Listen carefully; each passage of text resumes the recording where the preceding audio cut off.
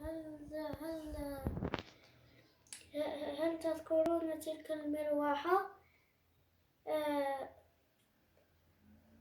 استعملتها هنا لأصنع مكنسة كهربائية. استعملت أدوات بسيطة جدا، قاطعة ومصباح وأنبوب ماء، وسأريكم الدار. شاحن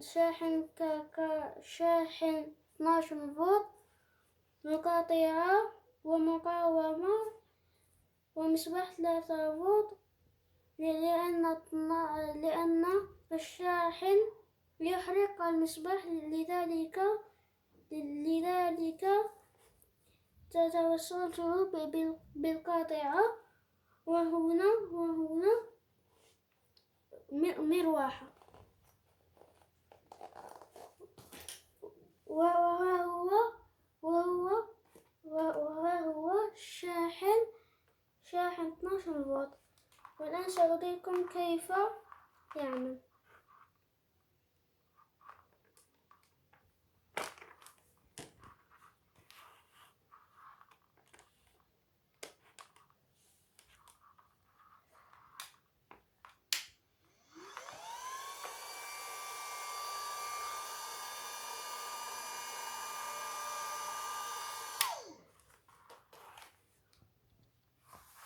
هل تذكرون تلك البطارية التي تحمل 12 فولت؟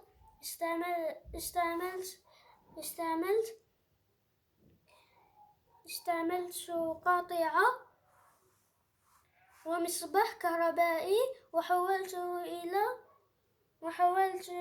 يعمل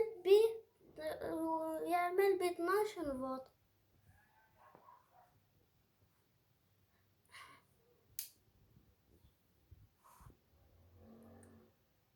السلام عليكم ورحمة الله تعالى وبركاته.